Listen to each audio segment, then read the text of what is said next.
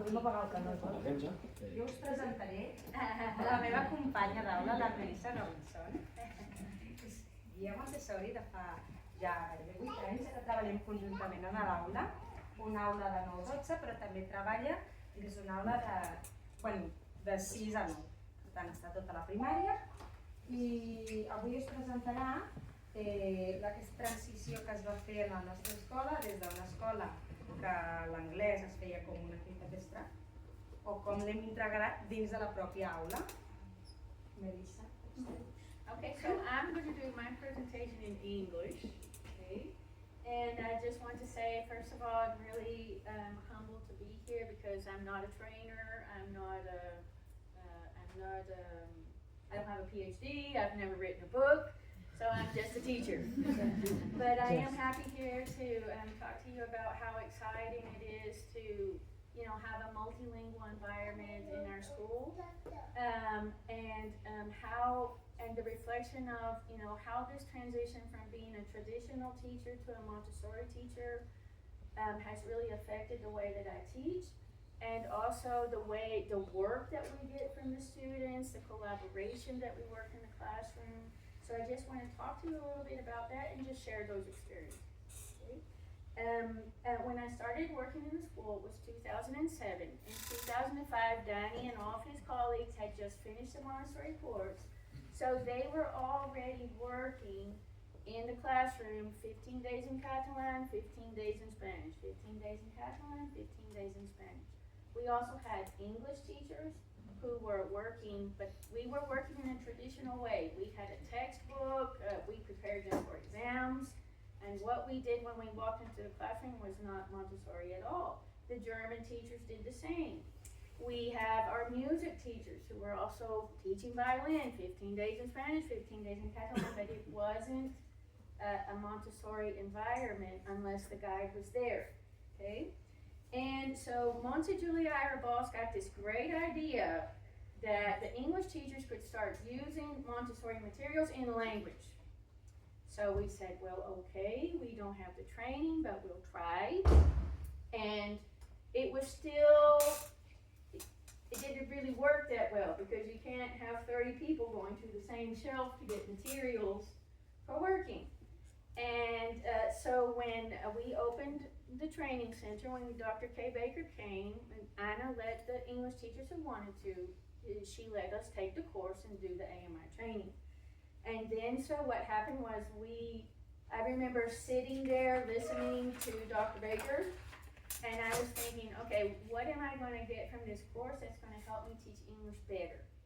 And I was really thinking that I was just going to look at language materials, but when I started hearing her say, this is a multiplicand, and this is a multiplier, and this is the first partial product, and this is the second partial product, and this is the final partial product, and I just thought that, there's a lot of language there that you read in the textbook, but nobody ever told you.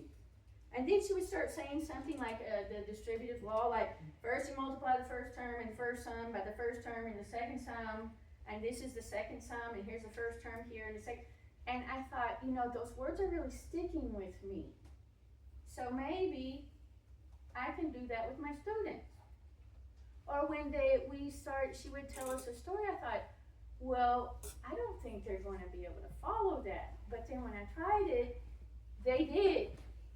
And so then I knew that the game had changed, okay? Because I could only see that instead of doing a different work as the tutor, maybe it could be the same. But we needed all of our English teachers trained, which took a while. Okay, but we worked on that, and then finally our administrators, we had some consultations from Phyllis Potter Lewis. Also, Anna Camila came twice, and they gave us some suggestions about language, and our administrators made this big step to say, okay, we're going to put one English teacher in only 2 classes. And so now, instead of working in 16 classes, I work in the same 2 classes all day long with the same 2 people, with Laia and with Christina. The change has been absolutely amazing for me because all those Montessori, all the things that they tell you in the theory becomes real, okay? So we are able to observe much better, because it's really hard to observe someone you only see, once a week or twice a week. There's something blind going on there that you don't know. The children are also observing us, because they see how we work together, how we collaborate together, how we get the materials ready. They help us get the materials ready. Usually, because we're together in the classroom, sometimes we plan the lessons together, and those works are not English work or Spanish or Catalan work, it's our work. And I wanted to share one thing about observation was Christina, usually during the reading time, I take a group of students and I read with them. And but at Christmas time, Christina was teaching me how to crochet, because I don't know how to crochet. But the little ones really like crocheting. I said, okay, well, you show me how to do that. And the students watched us, me trying to learn how to crochet 2 or 3 different times. And 3 girls came to me and said, Melissa, I know how to do that. I can help you with that. And another student said, oh, I hope I'm going to get to do that. Are you going to show me? Yes, but first I have to learn how to do it myself. So this observation becomes like it's 2 ways, and it's not that they just see one person in the classroom, they see 2 people who are working together as a team, and that model helps the children when they have to start working as a team. Now, it's not just Catalan, English, and Spanish. Our German teachers are still coming into the classroom. They're still teaching German. It's still traditional, except in 6 to 9, because in the 6 to 9 class, they just kind of float in there without interrupting the work, and let the children who want to come to the presentations, they come. We do a physical education in English, Spanish, and Catalan, and in the secondary school, they do physical education always in English. Our music teachers, we have, George, Sylvia. George is AMI trained, and in the 6 to, and in the 9 to 12 classes, he slides in there, starts doing music presentations, but some of them are still working on square roots or long division or whatever it is that they need to get done. So and he does most of the presentations in English, but they do sing songs in Spanish, they sing songs in Catalan, they sing songs in German. So we are getting, we really have a nice multilingual program going on in our school. It's not perfect, but we keep working, we keep getting better every time. The materials in the classroom are distributed in a very nice way, because in the 6 to 9 class, most of our material, like the charts and the timelines, are in Catalan or Spanish. But in the 9 to 12, those same charts and timelines are in English. The nomenclature is also in English in the 9 to 12 class. So the sibling class, they can share materials. So it works quite well. Because we have one English teacher in the 2 classes, I'm like this link. So the going outs are so much easier. And it's really hard to get people to learn how to do a going out. So what do? We get the big ones to come and show the little ones how to do it. And they show them how to ride the bus, and they show them how to do the things, and they show them on the map where they're going to go. So that kills 2 birds with 1 stone, because they help each other out. We also have a garden end.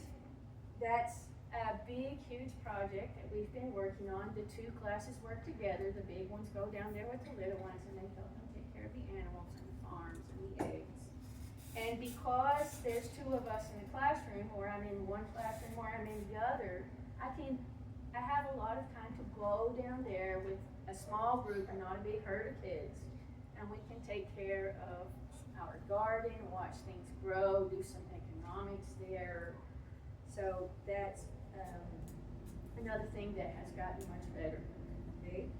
Great work. I want to talk about great work. I didn't do the PowerPoint because I brought pictures. The work is not just a textbook filled in the blanks. Christina and I have all kinds of work that we've done with the students.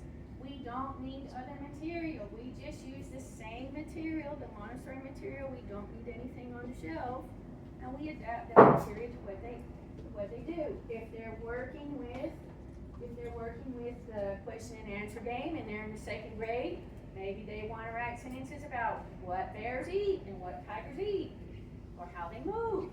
If they're in the 4th, 5th, and 6th grade, maybe they can start writing paragraphs about that.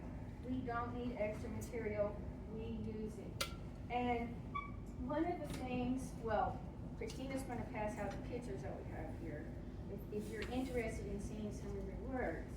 But the work gets much better when we're working in a Montessori way. They're not working one way with me and another way with her. They're doing the same work. Okay? So, grade work is better produced. It's our work, and you can see some of the jobs that they have there that they're doing. Okay? But the other thing that I wanted to point out was the freedom and responsibility, because I think that the hardest part about making the transition to the Montessori classroom and not the traditional classroom is that freedom. And the freedom is the hardest part, but it's the most important part.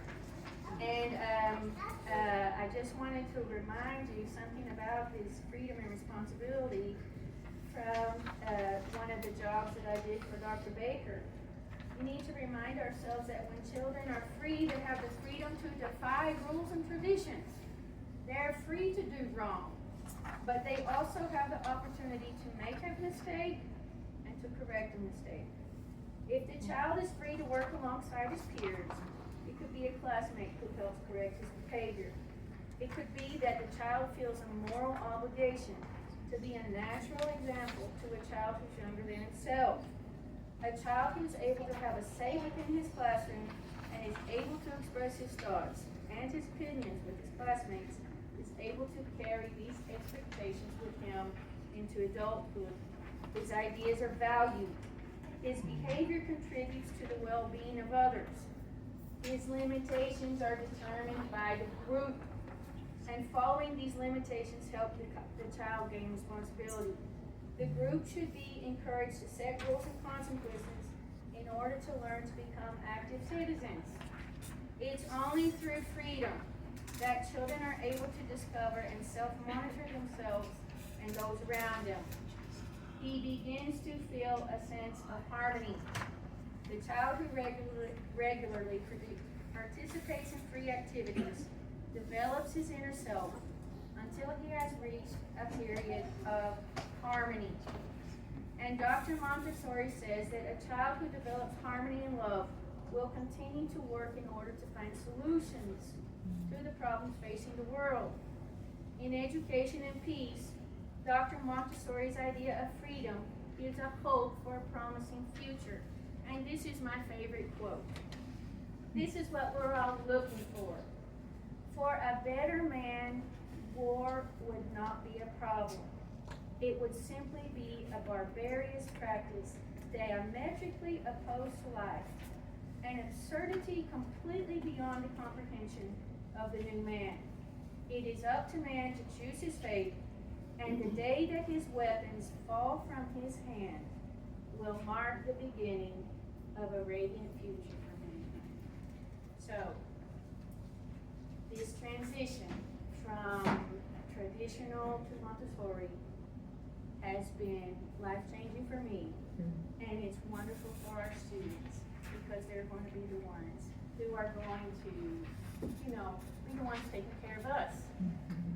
And another thing that I wanted to say is that, the method is big, it's completely cosmic, it's a lot of ideas to say in 15 minutes. So just to wrap it up, you only need to know two things. You need to know that you have to trust the method and follow the signs.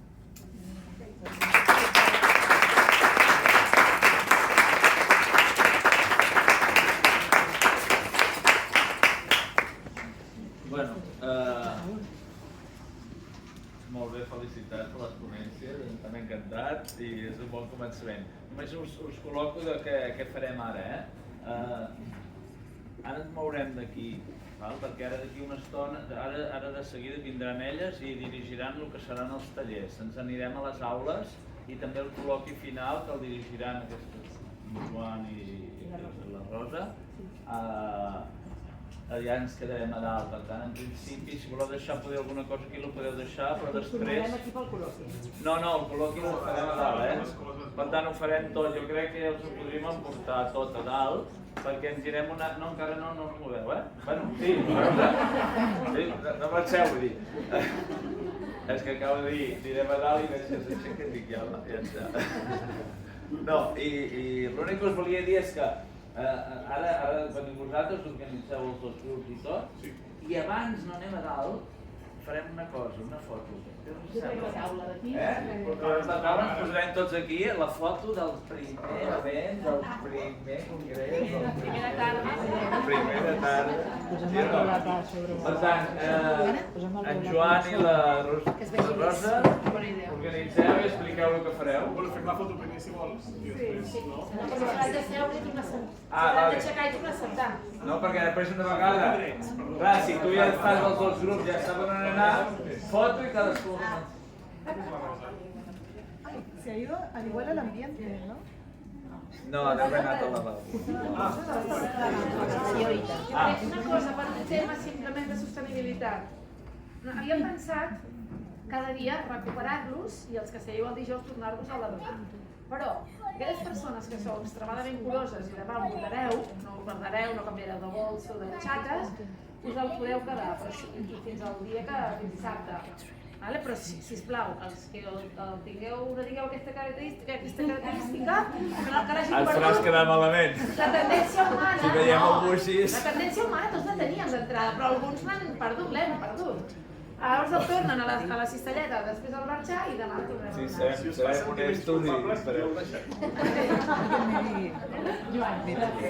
Joan, ja la recollirem. Comença a explicar, Bueno, la Rosa no hi és, però en tot cas ara fem la foto i ens dividirem en dos grups per fer els tallers d'aquesta tarda. Bàsicament són un format una mica més llarg, una mica més participatiu, etc. Farem aproximadament 30 minuts de taller participatiu on explicarem una mica, la Rosa farà més el treball de les àrees del 3-6 i jo explicaré una mica, o treballarem tot el tema de l'educació còsmica a primària, al 6-12.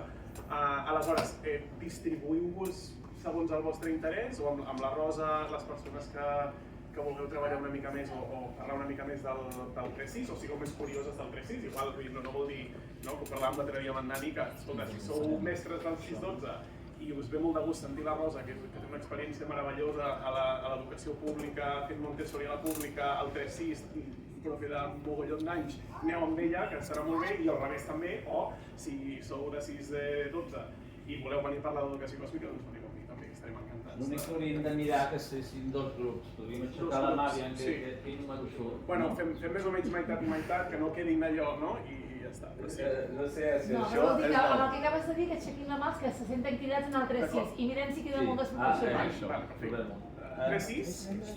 Quin aniria 3-6? 1, 2, 3, 4, 5... Ja ho tenim.